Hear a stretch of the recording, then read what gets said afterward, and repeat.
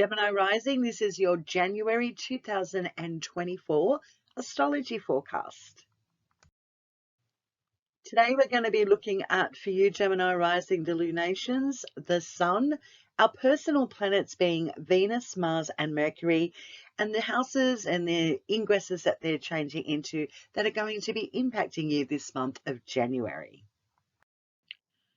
Gemini rising, on the 11th of January, there is a new moon in Capricorn, your 8th house of other people's resources. There could be benefits here from people outside of yourself in regards to finances, property, tangible things that are going to benefit you.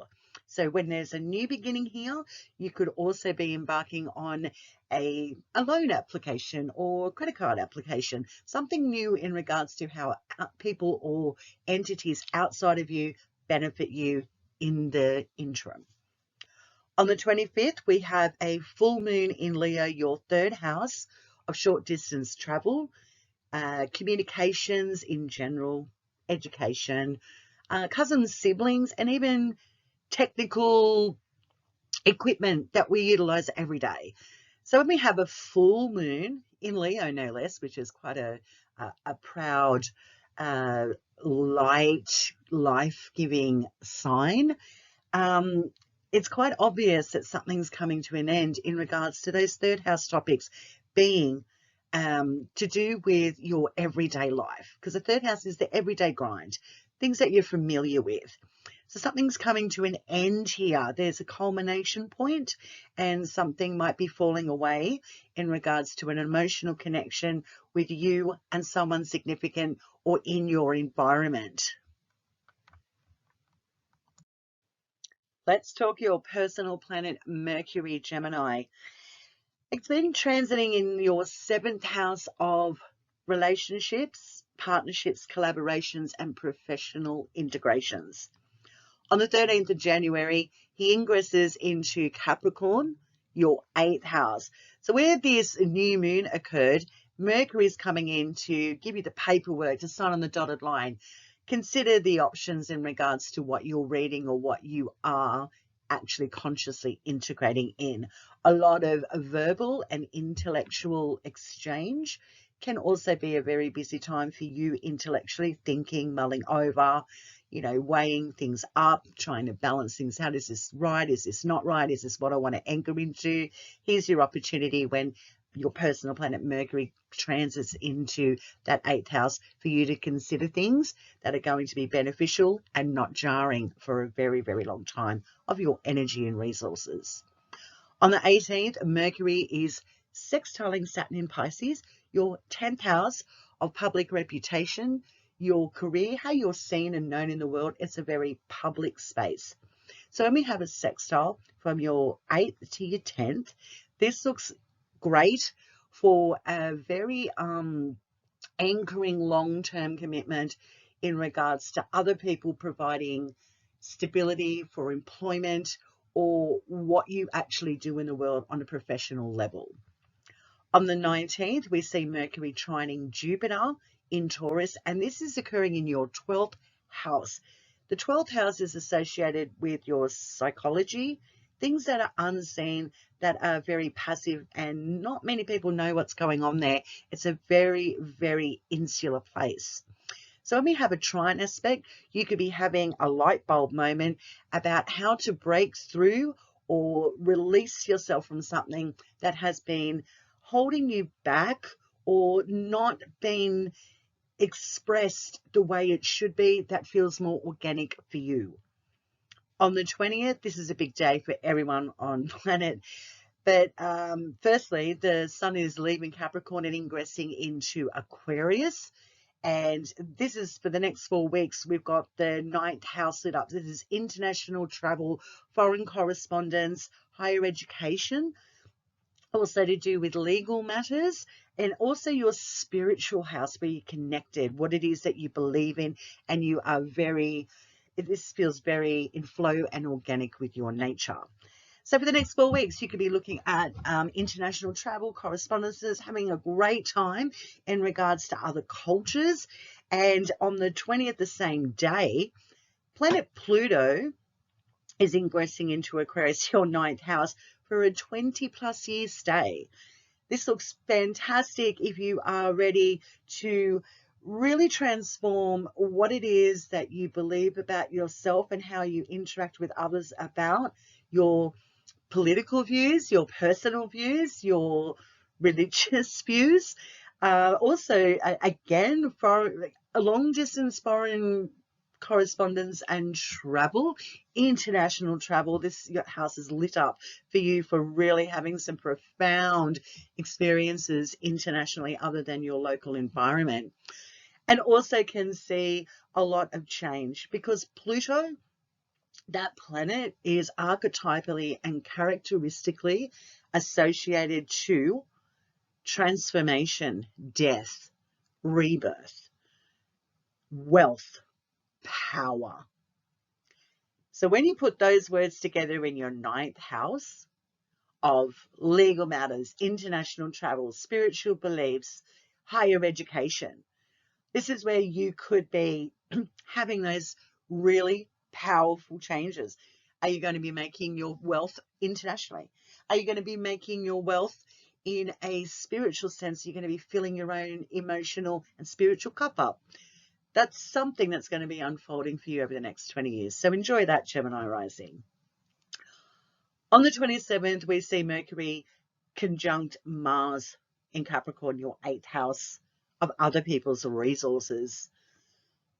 So when Mercury is conjuncting that Mars, there could be a contentious moment here between you and another in regards to an agreement about a resource. Can also be a very decisive moment where you are actually signing on the dotted line, or you are moving away from a collaboration that you have thought about very carefully and decided to go in a different direction. On the 28th, we see Mercury trining Uranus in Taurus, and this is, again, occurring in your 12th house of behind the scenes and things that are more insular. When Mercury is in a trine aspect to Uranus, this looks great for a sudden change, something acutely affecting you that's behind the scenes, be it positive or negative, that is your personal experience.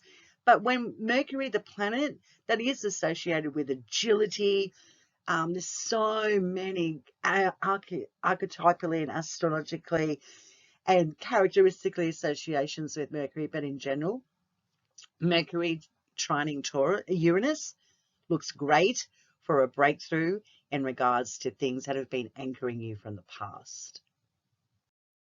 Venus, the planet that is characteristically known for love, harmony, unity, relationships, and partnerships, also contracts, is squaring Saturn in Pisces in your 10th house. Don't sign up for something that you are publicly going to be feeling out of sorts with. This is almost giving you a heads up that you do not have to engage in something that doesn't feel and connect you organically with the self and the outside world.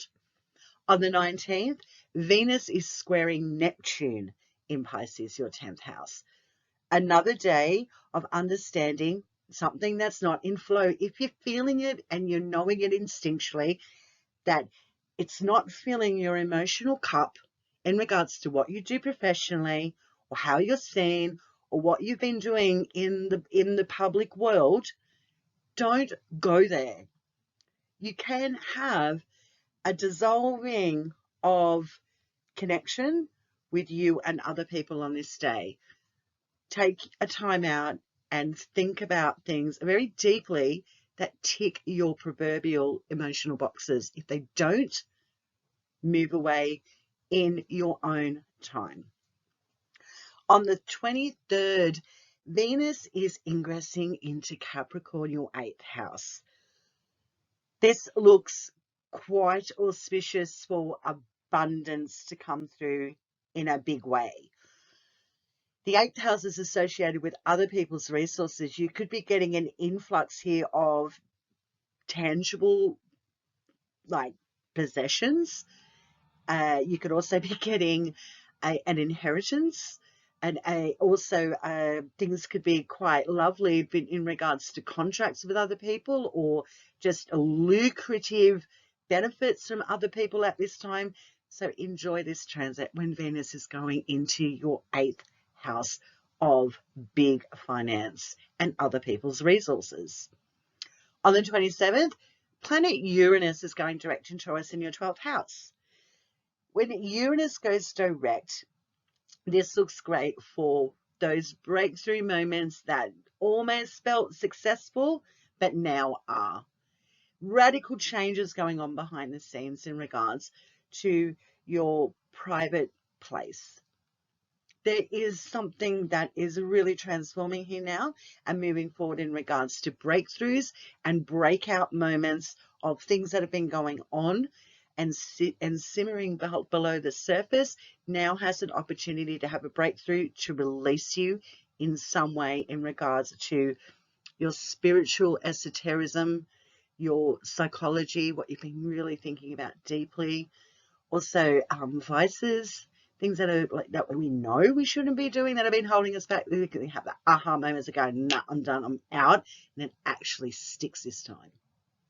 On the 28th, Venus is sextiling Saturn in Pisces in your 10th house. So let's reflect back to straight out of the gate on the first. There was a square here, and now Venus, because she's ingressed in the 8th, she's now in a sextile. So things might have settled down between you in regards to your professional life, employment, and also your public reputation. Things are maybe just, becoming a lot more harmonious. And on the same day, Venus is trining Jupiter. The two benefics. The two benefics are Venus and Jupiter. Benefics are an easier energy, or embodied feeling to deal with. And so when we have a trine aspect in your 12th house, this looks great for self-indulgence, to be really honest, or the awareness of too much self-indulgence in regards to those 12th house topics. Now on to the personal planet Mars. Now Mars has a double-edged sword. It can make you feel very brave and instinctually ready to act on what it is that you're passionate about. And then the opposite side of all of that great momentum that we do need at times can provide division, conflict, and fights. But sometimes we need to have those sides of Mars come through to remove us from places, people, or situations that are just not good for us anymore, or clears the air for us. It's been currently transiting in your 7th house of relationships. Yeah, I would assume that relationships and partnerships, and also contracts and verbal contracts that you've been anchored into or you are in, have been difficult. Really, really difficult. I would imagine there's been a lot of back and forward of, ups and downs with passion, and then there's no passion, and there's fights, and then there's conflicts. So honestly, Gemini rising, I think it's been quite difficult for you in regards to those 7th house topics. And on the 4th, he's dipping into your 8th house of Capricorn, other people's resources. Think about the characteristics and archetypal associations with Mars and put him in the house where it's all about other people and what could go on. There could be a lot of blow up moments here, and there could be also a lot of action in your 8th house. Other people, how they benefit you, could be a real transit of tricky to navigate in regards to you and other people. So you're a heads up here. Could be some explosive times ahead in regards to other people and how they impact you. On the 9th, we see Mars sextiling Saturn in Pisces, the 10th house of your public image, career, how you're seen, and what you're known for in the world. Looks great for taking assertive action, and also making some bold moves about removing yourself from public places or employment situations that are now need to be moved away from organically for you to feel like you have more power, because Mars is associated with a lot of power. And he steps into your 10th house and goes, yes, this is ticking my boxes, or no, and let's work it out now. On the 12th, we have Mars trining Jupiter in Taurus in your 12th house. This looks really great for speaking your truth, getting things from out under the surface, out into the open for people to see and for you to acknowledge so you can move forward. And you might be really bold on this day when you have this, this aspect going on and just going, this is what I think. This is what's been going on. And someone around you or people around you are now going to hear it.